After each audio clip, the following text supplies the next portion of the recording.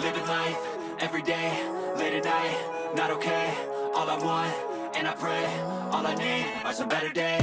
Hi everyone, it's Angela and a big welcome back to my YouTube channel. So in my last video, I talked about how I believe that practicing self-compassion was the most important thing that you can do in terms of becoming a true confident person.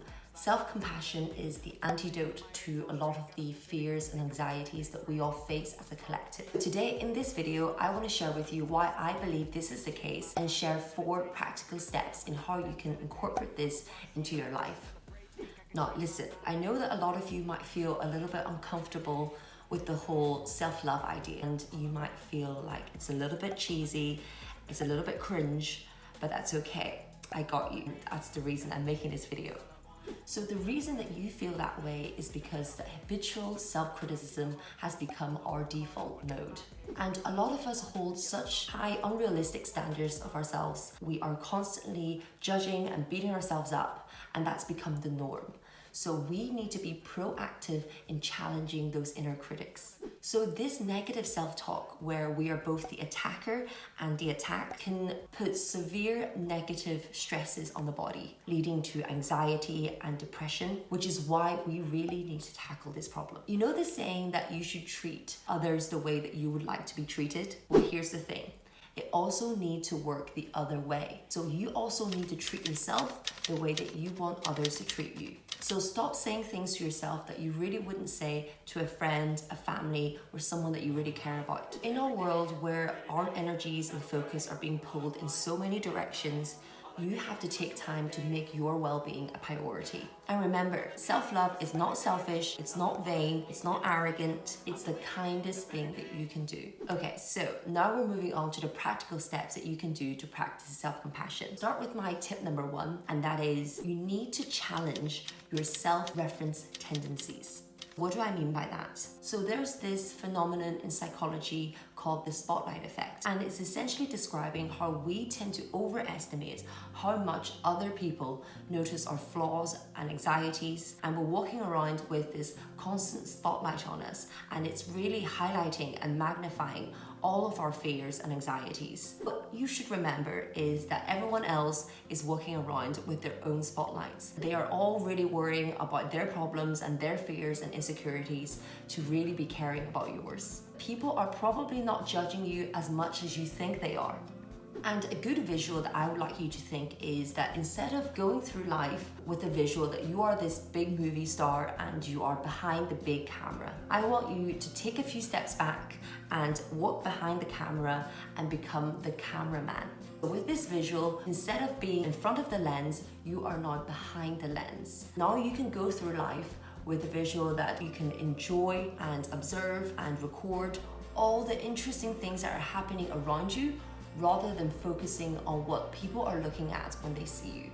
Okay, moving on to my second tip, and that is find a way of practicing gratitude and positive affirmations. As humans, we have negativity bias. We tend to remember all the things that went wrong rather than all the times that things went okay or went well. And it does have its evolutionary advantages. However, when it's uncontrolled, and in this modern world, I believe that it can become a huge problem. So what we need to do is reprogram our brains by teaching it to focus on the positive things, on the good things in life, and the things that you're looking forward to.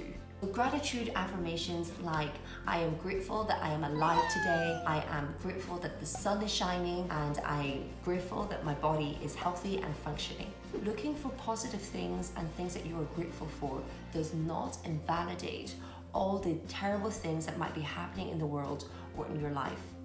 It is simply a way of balancing the perspective and allowing you to find hope and inspiration to keep going.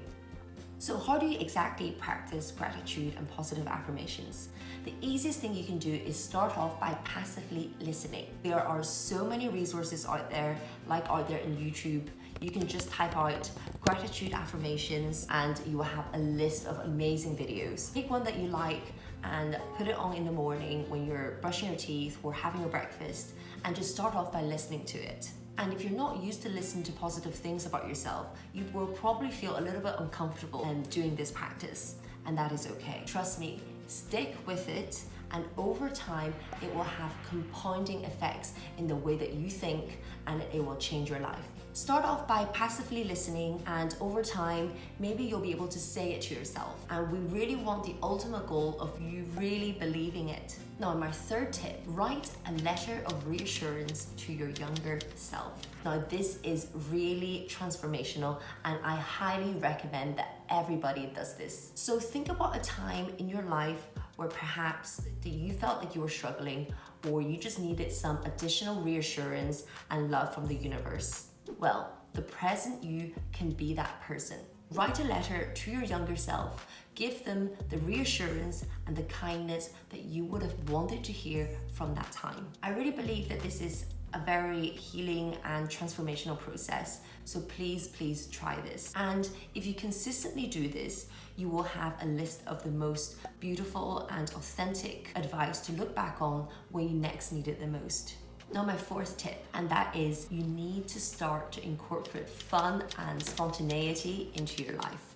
As children, we all love to play and be creative, and we find the world such an exciting place full of possibilities, hopes, and dreams. However, as people tend to get older, life and responsibilities get in the way, and a lot of us tend to lose that, and they stop doing the things that they like, whether it's music, playing sports, singing, dancing, drawing, whatever it is. Please start doing that again. And I'm sure a lot of you can relate, but I used to have a little bit of an all or nothing approach when it comes to hobbies, where I felt like unless I'm really good, really skilled at a particular thing, then there's no point doing it. And that is completely rubbish.